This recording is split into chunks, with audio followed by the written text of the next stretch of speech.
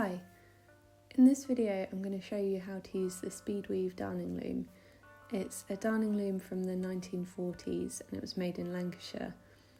You might have seen various versions of this kind of darning tool.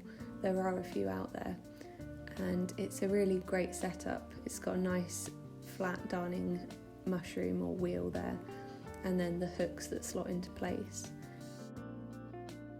The bar across the top there moves left and right so that you can adjust the hooks. This is the first version of the Speedweve. The second version has loops across the top there that you can just brush left to right instead of that bar. But I find this works just as well. The instruction guide that came with it's great. It's got some photos and instructions on how to use it, and I'm going to go through that with you today. To set up the darning loom to mend something, you need to place the darning mushroom inside or underneath your fabric. So here I'm using a sock that's got a hole in it. So you need to put the darning mushroom inside and pull your fabric nice and taut. And then what you need to do is secure this in place. I've just got a hairband here, but you could use an elastic band and secure it around in the grooves of the darning mushroom.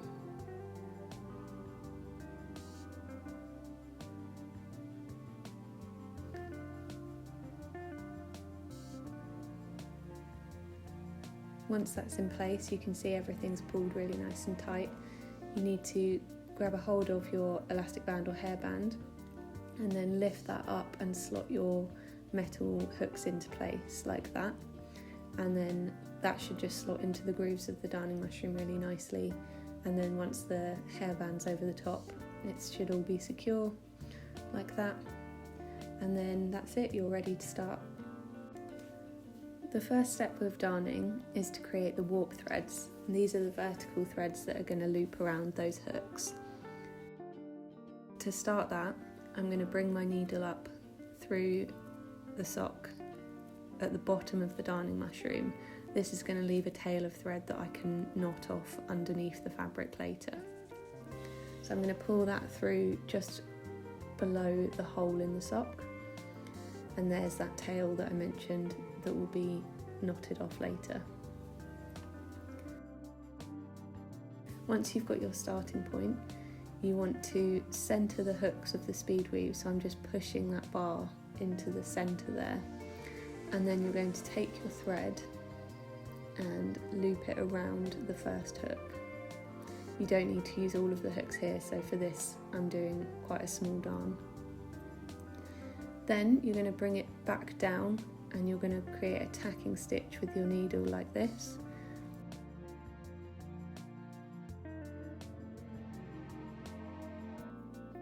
And that's your first two warp threads in place. Then we're going to repeat this, so bring the thread up and over around one of your hooks, and then you use your needle to create a tacking stitch in line with the others to create your next set of warp threads.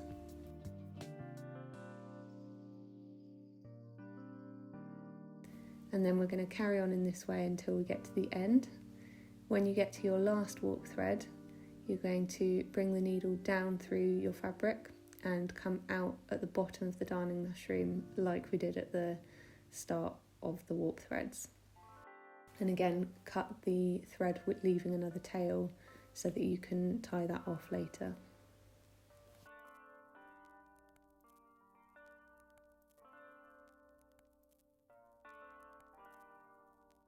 Now we can start weaving using the weft threads, which are the horizontal threads.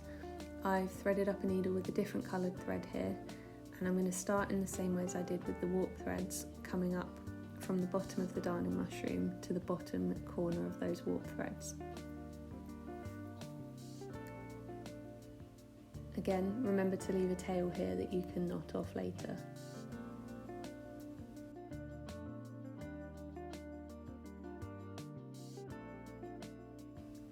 Now that the warp threads are all in place, I can push the bar at the top to one side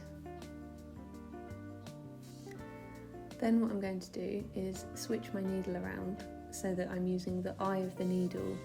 This makes it easier to weave with because you've got no chance of the point of the needle getting caught on any of the threads. So the great thing about the Speedweve is that those hooks are now alternating your warp threads, so it's really easy to have alternate under over threads for you to weave through. And as you can see, it makes it really easy to just slide your needle across and you've automatically gone under one over one, which is the basic darning method.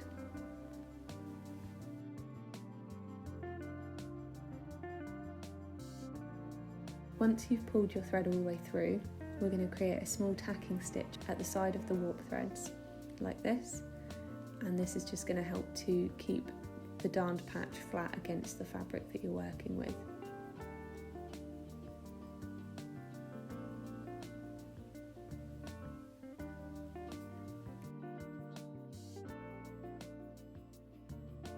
Now that you've got to the end of that row and secured it in place, you can push the bar at the top across, and this alternates the hooks and the warp threads so that now the alternate threads are up and below, meaning that now when I've pushed the needle through, I've gone over the previous thread that was under and vice versa.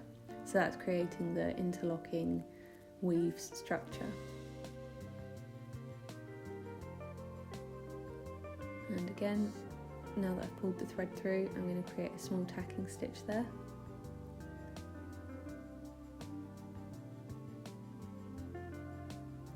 You can use those tail threads at the bottom there to keep the tension nice and tight if anything comes loose as you're working. And then again, I've pushed that bar across, switched my needle around to the eye of the needle and gone through. You can see there I'm also using the needle as I weave through to just push the weft threads down nice and flat.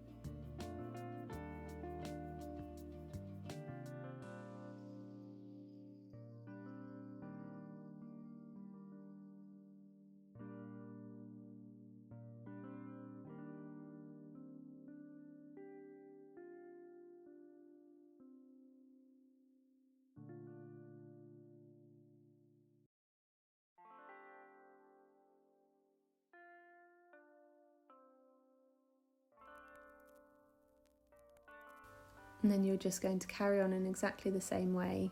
The main thing you need to remember is those tacking stitches at the end of each row, and to switch your bar at the top so that the hooks alternate for every row that you're weaving.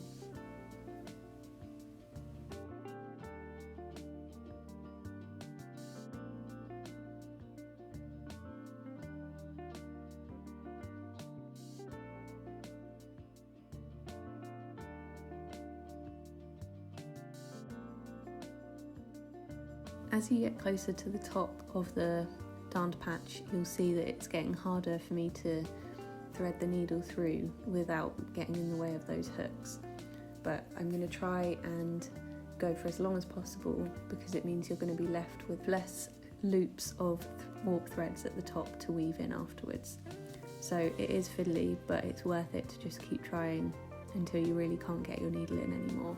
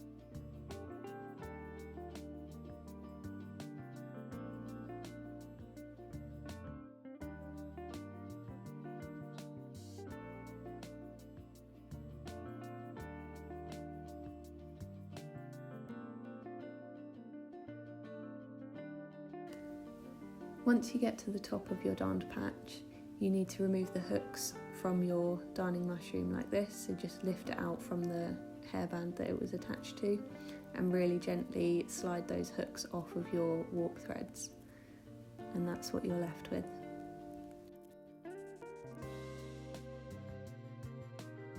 So now we need to finish the top of this patch and secure those top loops into place.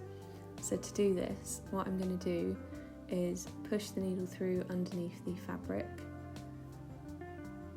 and then I'm going to catch one of the warp loops there, go through underneath the fabric again, and then back through the next loop. So again, I'm going underneath the fabric there, coming up through one of the warp loops, and then pulling through. And this is just securing those down and attaching them to the sock.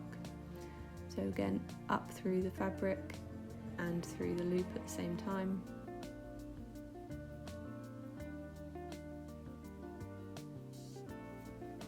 Pull through until you get to the end. And then what I'm going to do is just push the needle down through and come out on the other side there, and that just gives me my nice long tail thread to do the weaving in the next step.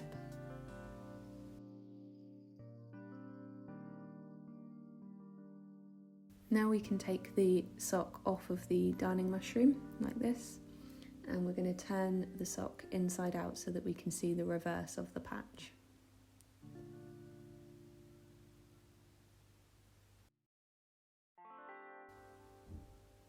So this is what your patch will look like from the inside. And now we're going to use a needle and just pull those loops, and that's your tail threads that you had on the front of your fabric. So they're nice and long, which is great for us to be able to weave in. You've got two options when you weave in your tail threads. If you've got two next to each other like this, you can simply tie them in a knot.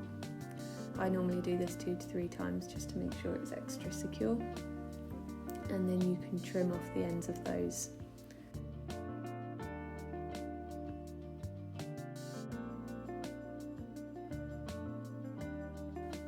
Another thing you can do if you've used embroidery thread is to split it into 2 sets of strands and then knot those off in the same way as the first option.